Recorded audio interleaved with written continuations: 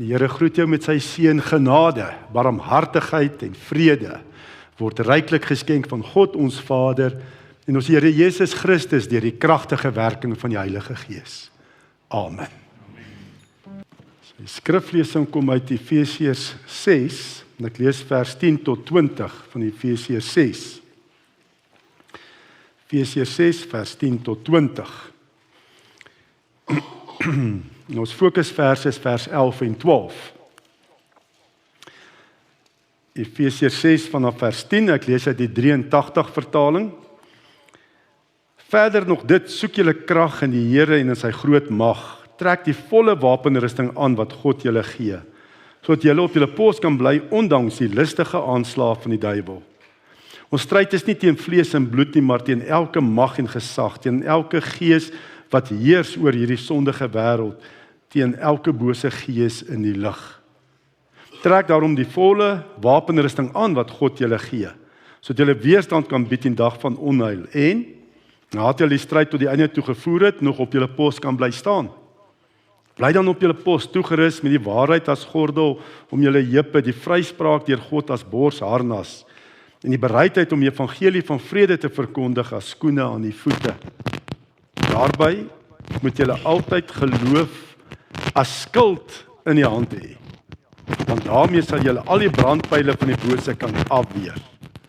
Sit verlossing as helm op en vat die swaard van die Gees, dis die woord van God. Goed, dan nou weer stil.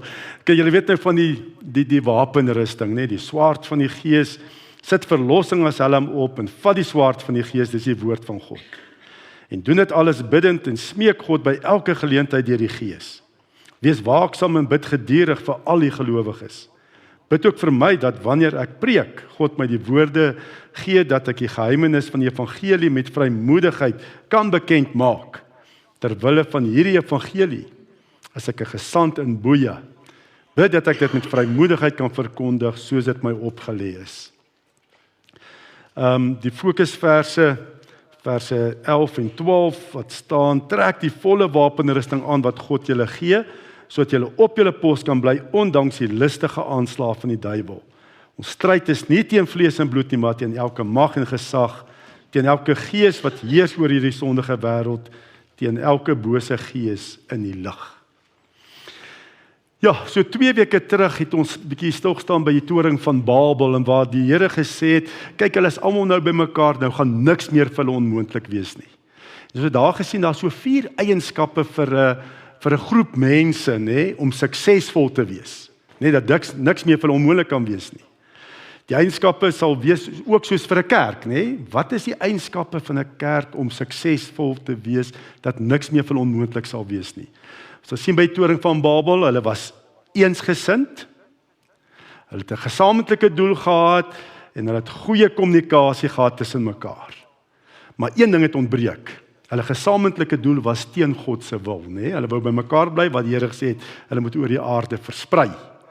Maar as jy daai 4 eienskappe het in jou gesin, nê, jy's eensgesind, jy het same doel hoe ons die Here dien, nê? En ons is goeie kommunikasie met mekaar, en dis volgens God se wil, nê, om die Here te dien. Natuurlik, God wil 'n goddelike geslag hê, nageslag.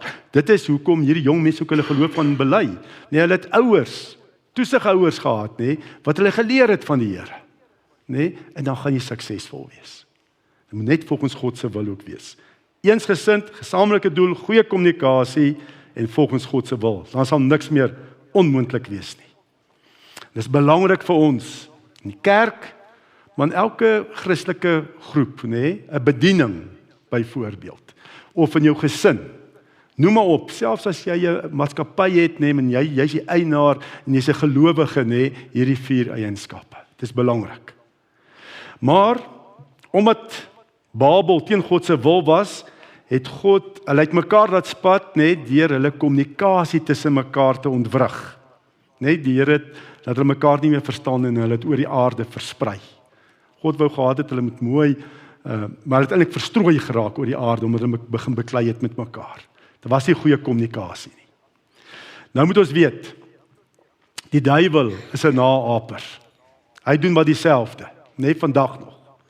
Vandag wil hy nie hê daar moet eenheid wees in 'n kerk nie. Hy wil nie daar moet 'n eenheid in 'n gesin wees nie. Daar moet eenheid in 'n bediening wees nie. En hy kom doen ook nie wat hy sien die Here doen, kom doen hy ook nie en hy ontwrig kommunikasie tussen mekaar.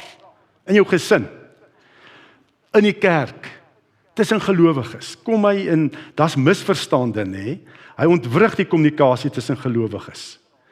En misverstande en gelowiges spat uit mekaar uit, nê. Kerke gaan te grode weens skeuring, nê. Gesinne spat uit mekaar uit.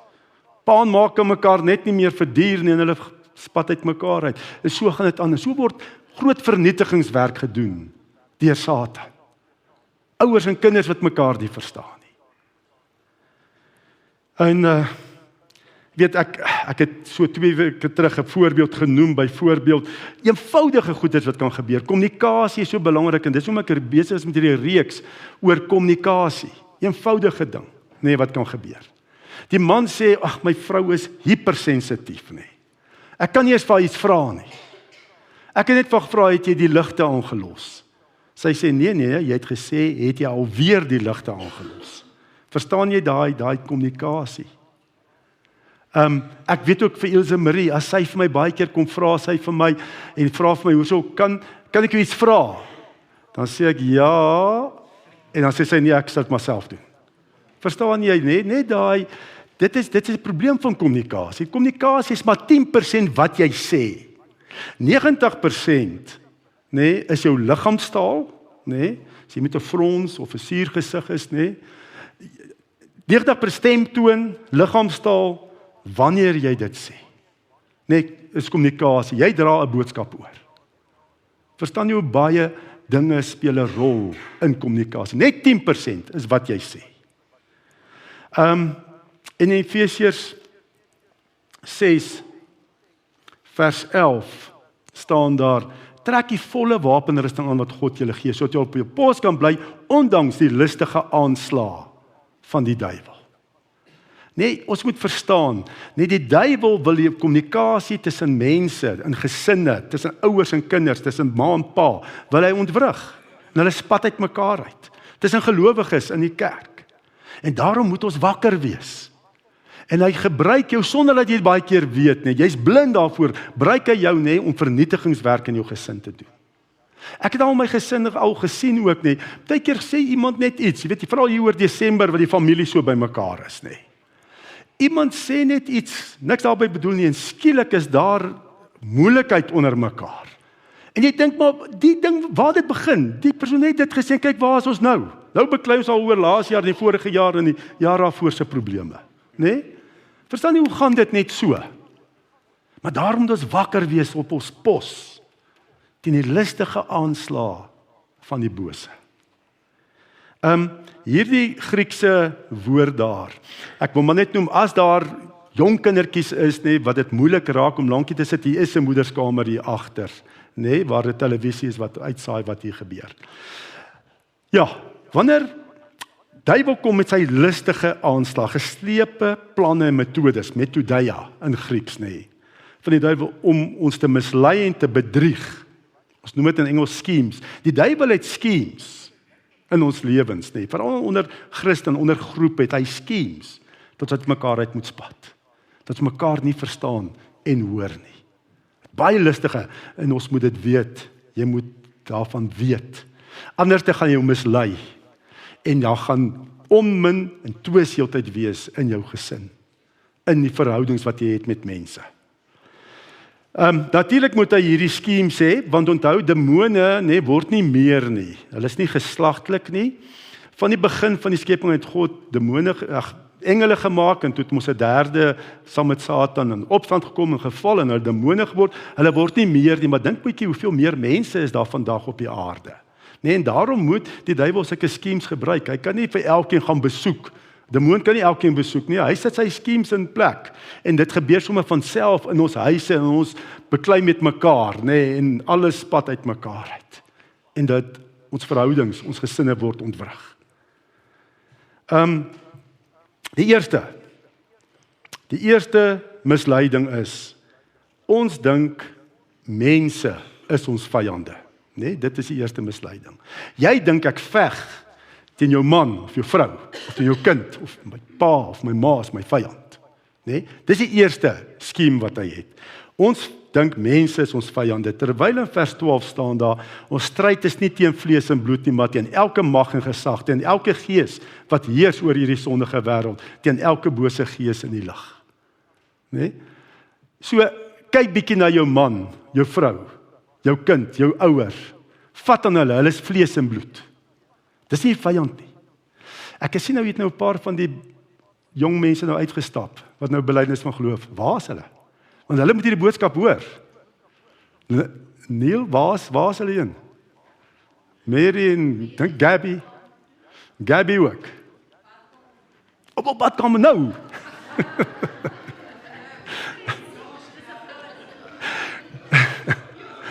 Dis reeds hulle vandag, dis hulle dag en hulle moet weet, my pa en ma is nie my vyand nie. Nee. En my kind is nie, as hulle rebel is nie my vyand nie. Kom hulle terug. So hulle gaan kuier daar in die badkamer, want hulle is 2-2. Waar is Wian? Sy ook uit. Baie vreemd vir my vanoggend te hoor. Ek dink julle moet hier voorkom sit. Waar is Wian? Asseblief, Jan-Roo. Dis, Wian, waar was jy? Ek deur die week voorberei vir jou. Luis jy nie eens hier nie. OK, sê julle, eerst en dan wil ek vir julle sê wat belydenis van geloof. Zayn is daarom nog hier, nee. Wonderlik, dankie. Die eerste skema van die duiwel is, nee. Hy wil dink mense is jou vyand.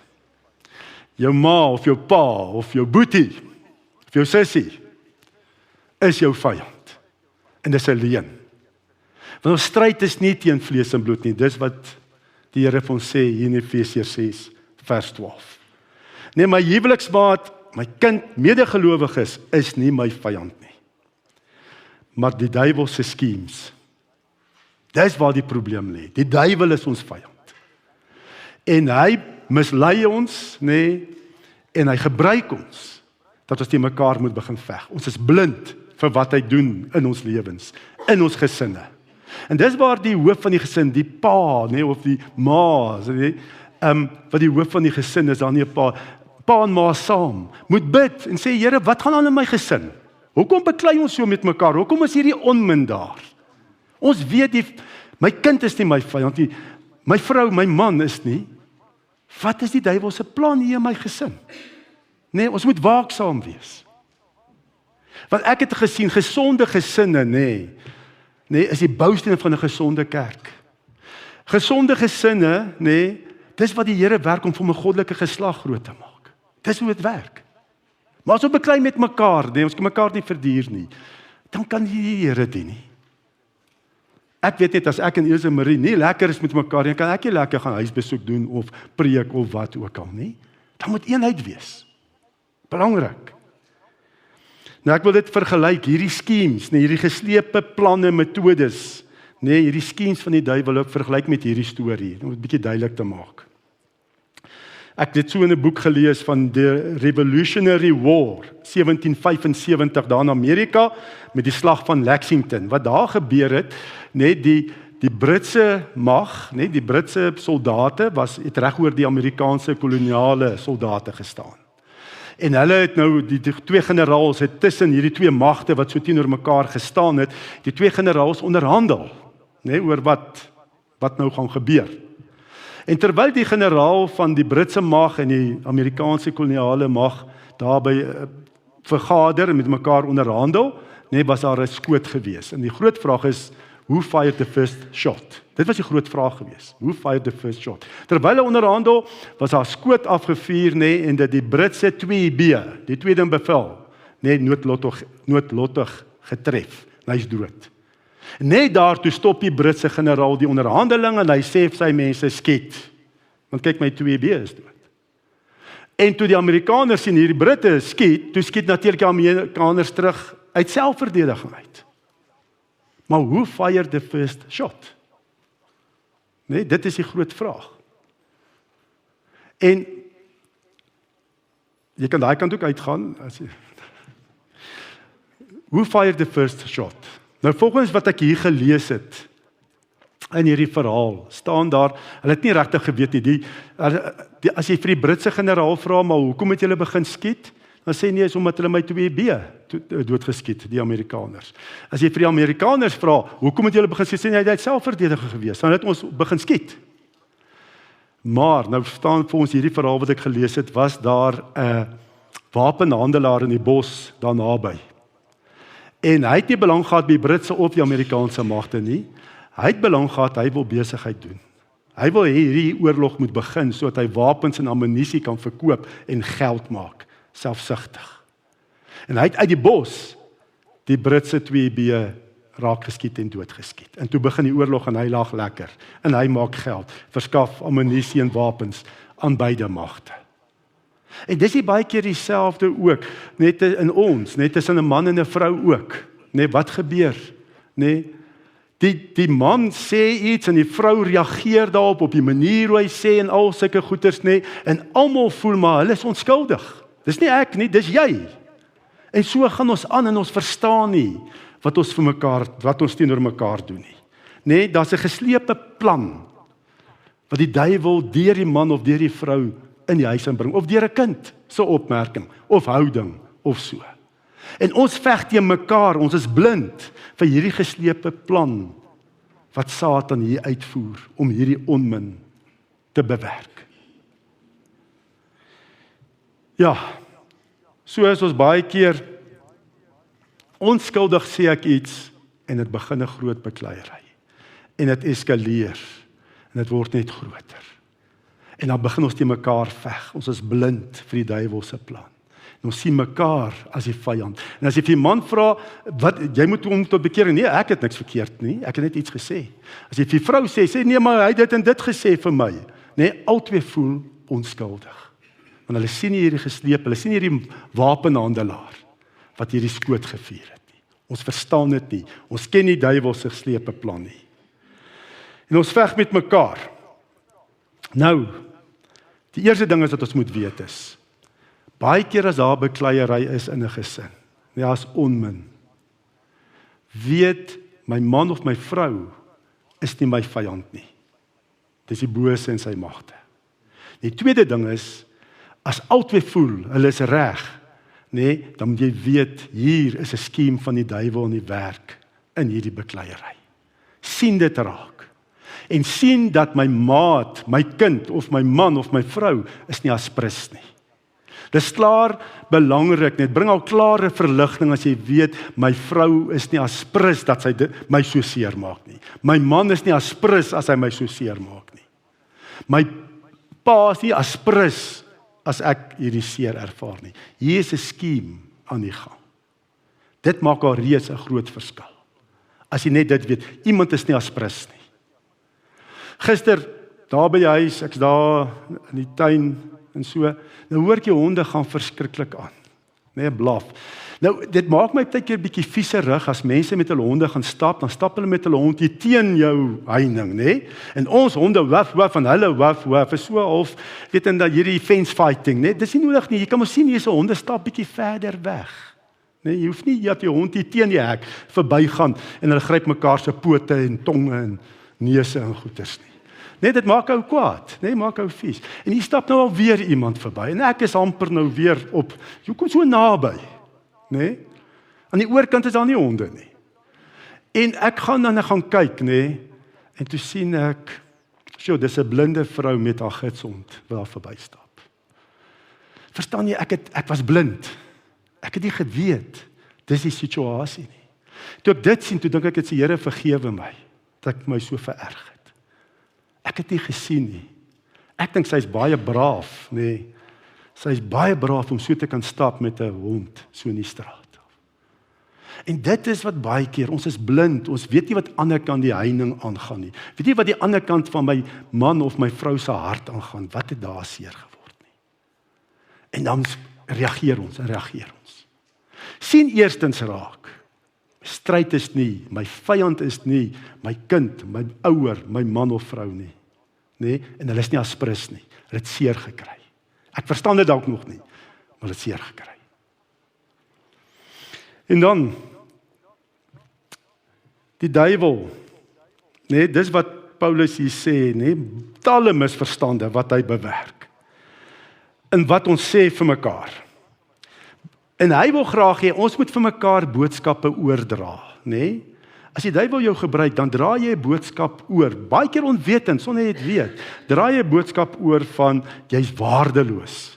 My huweliksmaat voel waardeloos oor hoe ek gereageer het, oor wat ek gesê het. Waardeloos, mislukking, 'n fout, jy's nie goed genoeg nie. Dis wat die duiwel wil hê, die boodskappe ons moet oordra, aan iemand in my gesin, byvoorbeeld.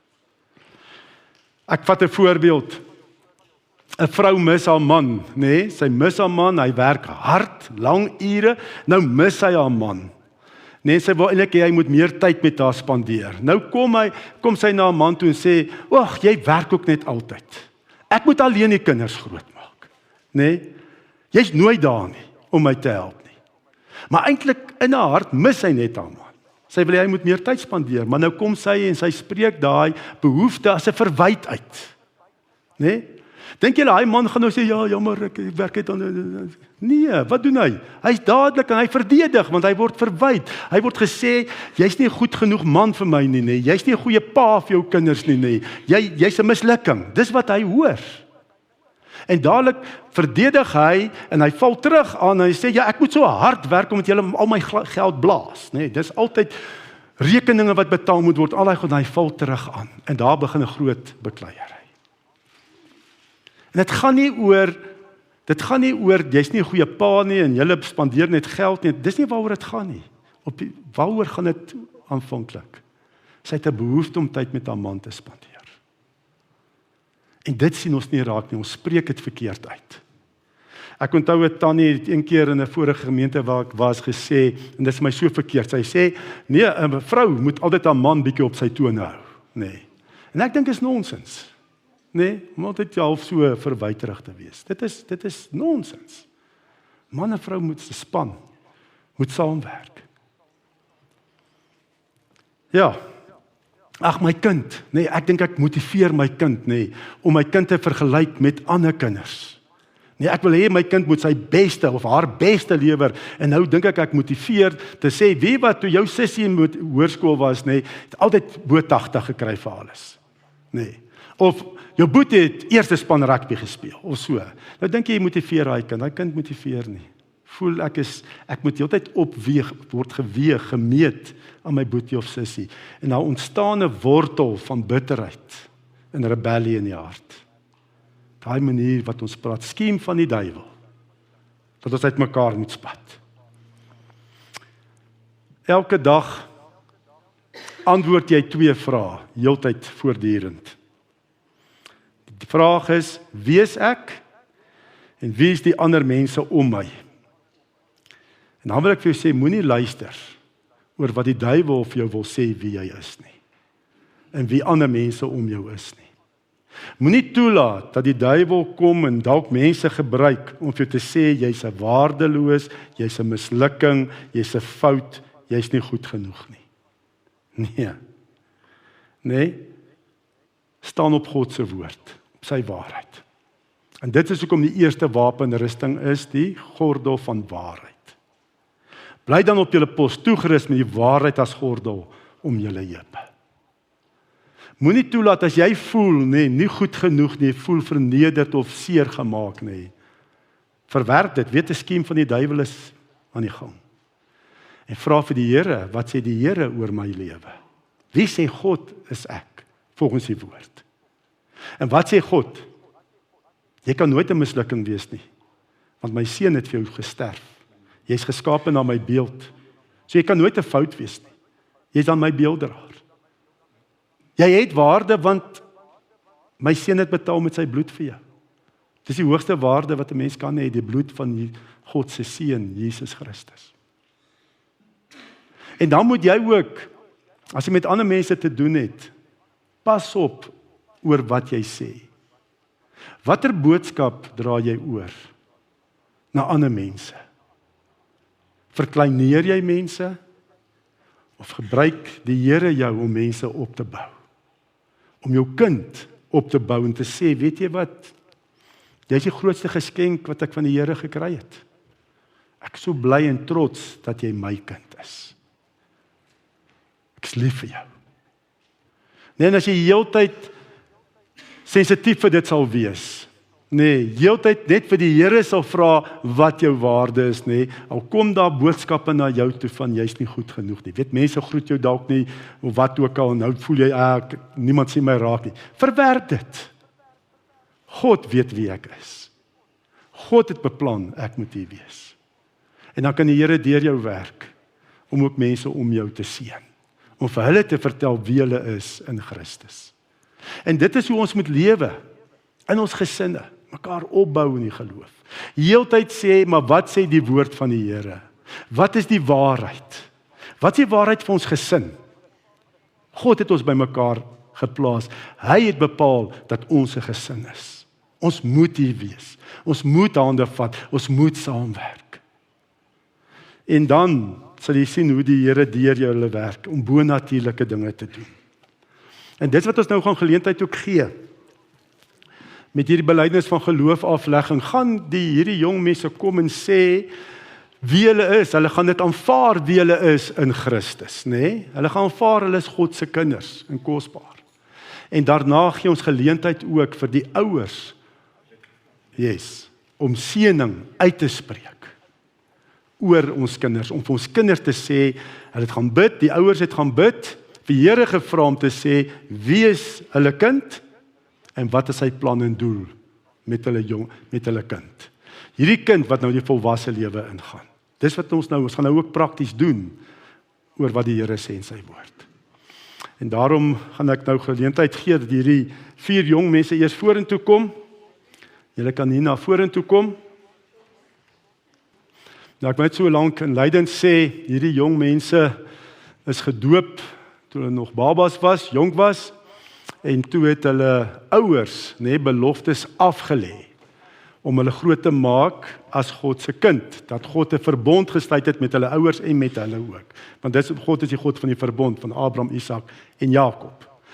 Maar die ouers het beloftes afgelê, hulle gaan hulle groot maak, om God te dien en te leer ken, en hulle het toe ook nou self op hierdie punt gekom en sê, weet jy, ons glo, dat Jesus ook vir ons gesterf het, dat ek God se kind is, dat God die Here van my lewe is. En ons het ook met hulle pad gestap, Pieter het bietjie hulle afgerond, waar's Pieter? Is al daar agter die oral al. Ja, Pieter het bietjie met hulle afrondingsjare met hulle gedoen, en toe het ons as ouderlinge ook 'n gesprek met elkeen gehad, en ons voel, hulle is gereed, om hulle geloof in die Here te bely voor God en natuurlik ook voor die gemeente as getuies. En ek gaan nou ook geleentheid gee vir elkeen om hulle geloof te bely. Nou ek gaan vra volgens die formulier, maar om net te sê ja, sê nie veel nie. Ek gaan nou geleentheid gee dat hulle elkeen self net sê uit hulle hart hoekom hulle geloof wil bely. Net dat julle kan hoor as hulle sê ja, hoekom hulle ja sê. Gabie, kan ons by jou begin? Daar is hy. Hoekom wil jy belydenis van geloof doen? Ek wil graag my verhouding met God sterker maak. Ek het reeds 'n verhouding met hom, maar ek wil dit net nog sterker maak en dit laat groei. Goed, so jy vat self verantwoordelikheid om verder te groei. Dankie. Mary? Ek doen belydenis want ek glo dat God jou 'n gawe gegee het en dat jy dit ten volle moet gebruik. Om hom te eer en te dien. Great. Wian? So ek glo dat God die belydenis op my pad gesit het om my geloof met God te versterk en dat ek net die volgende stap in my geloof kan bedien. Goed. Dankie Wian. Ek het 'n briefie geskryf. Dis reg. Ek sien almal praat net vanaf. Voorberei, dis reg. Nou staan ek hier met 'n dankbare hart om my geloof in Jesus te bely. Ek glo dat Jesus die seun van God is, dat hy vir my sondes gesterf het en weer opgestaan het sodat ek 'n nuwe lewe kan hê. Yes. Ek erken dat ek hom nodig het as ek my verlosser in die Here. en dat ek sonder hom verlore is. Deur sy genade het hy my geroep, my verander en my hoop gegee. Ek wil hom volg met my hele hart, my lewe aan hom toewy en die liefde met ander deel. Ek weet dat my geloof 'n reis is en ek kies vandag om elke dag nader aan hom te wandel. Mag God my lei en my versterk en my gebruik tot sy eer. Absoluut. Dankie Zayn. Yes, amen. So, amen. En die ouers het toe hulle nog babas was, beloftes afgelê, nê? En nou aanvaar hulle self verantwoordelikheid vir hulle verhouding met die Here en hulle het 'n verhouding met die Here deur Jesus, nê? En hulle aanvaar self verantwoordelikheid. Maar die ouers het ook nou 'n taak om hulle te seën, nê? En vir hulle te sê, hulle aanvaar hulle as jong manne van God. Jong vroue van God. Nee, julle is nou volwasse. Ons gaan nou daarvoor geleentheid gee. So gee ons gap. Zayn, ons as ouers was gevra om te bid wat ons graag as ouers hier voor die gemeente en aan jou wil sê. Ek het 2 skrifgedeeltes gekry wat ek graag wil deel. Spreuke 24 vers 3 tot 4. Deur 'n wysheid word 'n huis gebou en deur verstandigheid word dit gevestig. Met kennis word kamers gevul met allerlei kosbare en lieflike dinge. My seun, ja, jy's nou al 'n groot mens. Of al in die groot menswêreld. En 'n man, maar jy's altyd vir my seun bly. Hierdie is presies wat ek vir jou wil hê. Wysheid, verstandigheid en natuurlik om die Here in jou huis te hê. Dit is 'n eer om jou maat te wees. Jy maak my trots. Jy is voorbeeldig. Jy het respek vir ouer en ander mense. Jy dra jouself altyd goed. Jy gee om oor jou medemense. Jy wys liefde teenoor ander. Maar jy bly true to yourself. Ek kan onthou en ek kan aanhou, maar ek dink almal wil tog vandag nog huis toe gaan. Ek weet jy gaan nou jou eie lewenskeuses moet maak. Maar onthou as ons jou ouers sal ons altyd daar wees vir jou, goed of sleg. Maar meer belangrik moet jy weet dat die Here jou hand vashou in elke stap van jou pad. Ek is ongelooflik baie lief vir jou en ons bly trots op jou. Ek wil graag afsluit met hierdie skrifgedeelte. Ek gaan nie net vir sy nie, maar dit gaan ook vir die ander jongetjies wat saam met hom in hierdie gemeente is. Galasiërs 3 vers 26 tot 27. Julle is nou almal God se kinders, omdat julle in Christus Jesus glo. Ons sê nou man, ons is nou vandag hier so. Ons almal hoop en ons hoop dat julle klein bly. So ons het, toe ons jou gedoop het die eerste keer in die kerk, het ons 'n pad geloop saam met die Here, ek en jou ma. En jy is toe gedoop gewees en daar het ons 'n belofte gemaak. Jy was nog te klein geweest om te verstaan, maar nou is jy hierso vandag as 'n groot seun, groot man, nie meer 'n seun nie, groot man. En ek en jou ma is trots op jou. Ons is trots op jou oor die man wat jy word. Ons is trots op die geloof wat jy het. Ons is trots dat jy 'n voorbeeld is vir ander mense, voorbeeld is vir ons partykeer. En ons wil net hê om te padloop saam met die Here. Want sonder die Here is daar geen hoop nie. Ons hoop is in die Here en die Here lei ons elke dag in ons lewens. Jy sien dit in ons huisgesin, jy sien dit in hoe ons ander mense werk en lewe. Maar al wat ek wil hê is, ek wil hê op die einde van die dag dat jy die Here altyd aan jou sy moet hê. Die Here is altyd saam met ons. En ons moet aan ons geloof bly vashou. Dis wat ek wil hê van jou af. Ons is ongelooflik trots op jou. En ja, jy moet 'n pad loop saam met die Here. En jy weet, soos ons altyd gesê het, ek sê altyd vir jou, sodra die kinders voorgestel en aangeneem word, dan is hulle weg. Dan sien ons hulle nie. Jy moet saam met die Here op pad loop. En jy moet saam met jou geloofsfamilie op pad loop. Dit is baie belangrik. Ons is vreeslik trots op jou. Liefste Mary, ek onthou nog soos gister jou haasbekkie tande, hoe jy krulle in jou hare wou hê en hoe jy gesmeek het vir unicorns. Ek onthou hoe hard jy kon skree, hoe jy jou dag en nag omgeruil het as 'n baba en hoe lekker jy uit jou maag kon lag. Vandag staan jy hier as jou eie mens en met jou eie stem. Met jou eie wil, jou eie hart wat wild en vry klop. Ons sien jou vir wie jy is, sterk, selfstandig en vol lewe. my Bubble Bakkie en oom Neil se Fluffy Cakes. Ek is seker Jonathan sal sê sy hardkoppige sibling, al is hy lief vir jou. Mag jy altyd onthou waar jou krag vandaan kom en dat dit 'n geskenk is. Dat jou sterk persoonlikheid jou in jou roeping van God sal verdiep en versterk, sodat jy die pad met moed en oortuiging kan loop. Ons seën jou vir die unieke gees wat God in jou geblaas het. Mag jou krag jou dra deur elke uitdaging en mag jou eie wil altyd gevorm wees deur wysheid en liefde. Mag jou geloof jou anker wees wanneer die wêreld stormagtig is en mag dit jou vlerke wees wanneer jy jou drome najag. Ek bid dat jy altyd die lig van Christus in jou dra, nie as 'n ketting wat jou bind nie, maar as 'n vuur wat vir jou rigting wys. Ons seën jou met wysheid om jou eie keuses te maak, met deernis ander in liefde op te dra en met vreugde wat jou hart vul, selfs in moeilike tye. Mag jy nooit jou passie verloor nie, maar dit gebruik om hoop en liefde te bring waar jy gaan. Ons seën jou met die wete dat jy nooit alleen is nie. God loop saam met jou en ons dra jou altyd in ons gebede en met liefde. Jy bring vir ons soveel trots en vreugde en vandag bevestig jy dat jou geloof jou eie is. Mag jou lewe 'n getuienis wees van die lig wat jy vandag bely.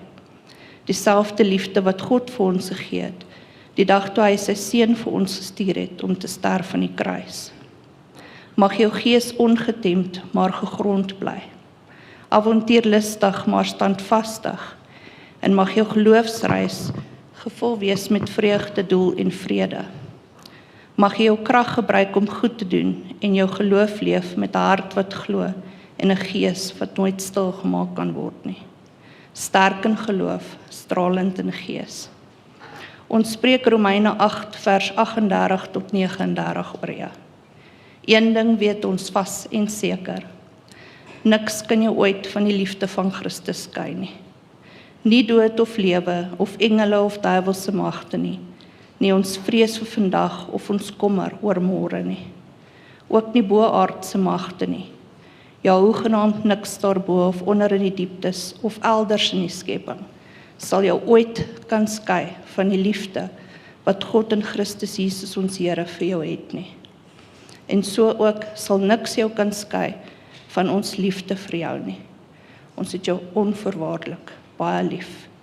Jou pa en jou oupa sou trots gewees het. Ja. Vian, ons staan hier so vandag om 'n groot stap in jou lewe te vier met die wil van Jesus Christus. Ons is nou nie jou ma en pa nie, maar ons is jou oom en tannie. Maar die Here het jou op ons pad gesit om jou hierso te lei, waar jy 3 jaar terug na ons toe gekom het. Kan nie glo die tyd het so vinnig gevlieg nie. En ons doen hierdie vir jou moeder wat nou nie vandag hier so kan wees nie. Ons en jou pa wat ook nie kan wees vandag nie. So ons doen hierdie nou om hulle wense waar te laat kom, want toe hulle jou gedoop het die dag, dat alles nou tot in God se hande is met jou en waar jy verder gaan. Jesus het aan sy kruis gesterf om vir ons genade te bring en vir jou 'n opdrag te gee. Deel van jou missie is om vir mense die goeie nuus van God se genade te vertel. Jou opdrag is vir wie gaan jy nou vertel? Ja, jy het nie gedink ek gaan 'n speech hê nie, né? Ja. Vian, ek ken jou al vir meerderheid van my lewe. Nee, vandat jy klein was en gepreek het soos 'n dominee en gesê het jy wil ene word. En tot jy op die punt gekom het en gesê het jy wil 'n wildsbewaarder wees en vir die diere begin preek. Ek ken jou al vandat jy begin hardloop het, alles. En ja, ons het wel baie beklei, maar dit is deel van broer wees. En ek gaan nog altyd lief wees vir jou, jy is my broer. Ewen dat jy vir my en vir Christie bloedtik. Ja, is 'n ernstige probleem daarso. En soos hy nou gesê het, roep in jou, wanneer jy nou begin ouer raak, as jy bietjie meer met ons gaan begin praat. Maar Wian, ons is lief vir jou en al wat papa raak nie hier kan wees vandag nie. Ons is hier so vir jou vandag, Wian. En ons is ontsettend lief vir jou. Ewen jy dalk nie so dinkie. Maar ja. Seker jy definitief nie gedink jou sussie gaan 'n speech gee nie. Jou sussie het ook nie geweet nie. Nee, so Wian, ek wil net vir jou sê dat ek is baie trots op jou. Ek ken jou nou net al vir letterlik 'n jaar en 'n half. Ek is sy baie lank verlore sussie. Maar ek is baie dankbaar aan John Roo om my in my hele lewens in te bring. My hele lewe lank, al wat ek wou gehad het is 'n boetie. En nou het ek 2 baie amazing broers. En ek kon eerlikwaar nie gevra het vir 2 beter broers nie, maar ja, ten minste een wat 'n bietjie minder sal bloedtik sal nice wees. Maar nee, Wian, ek is baie trots op jou en jy is 'n amazing broer. Nou praat ek weer. Die Here het vir my ook 'n teksvers gegee. Dit was Handelinge 20 vers 31 tot 32. Wees waaksaam. Onthou dat ek elke een van julle 3 jaar lank onderrig 3 jaar lank onderrig het, sorry. Aanhoudende dag en nag, baie kere met trane, maar nou vertrou ek julle aan God toe en aan die woorde van sy genade. Die woorde is magtig om julle op te bou en julle in die seëninge van te laat deel wat hy aan al die gelowiges en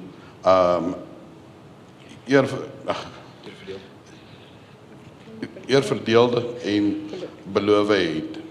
So ja, dis waar ek wil neerkom en waar ek wil ook vir Dominee Stefan, oom Pieter en almal 3 jaar terug het ons hele lewe met jou verander en beginne en ons het waar ons die Here in jou lewe vir jou gebring het. Ek weet jy het nog altyd gesmag na die Here, maar ek dink hierso het jou geloof die meeste gegroei. En tot 'n wonderlike man waar jy is vandag. Daar's te veel mense, oom Chris, Rihanna, almal. Ek dink nie ons sou jou in hierdie geloof gekry het sonder enige een wat nie gehelp het nie. Almal het ons bygestaan. En ons sê ons dank die Here vir die ene wat die grootste bygestaan het in ons lewe om jou 'n man te maak vandag. En ek is trots daarop om te sê ek kan jou my seun noem. En ek weet jy gaan 'n sukses wees en 'n groot sukses hier in die kerk wees. Want ek weet jy gaan ook 'n bediening doen hierso eendag. Ons is trots op jou seun. Ek het my al vroegtydig gevra dat ek al die praatwerk moet doen. So ja, hier is van ons al 2 af. Ons geliefde dogter. Van die dag wat jy gebore is, het ons geweet jy is bestem vir groot dinge. Jou naam beteken boodskapper van God.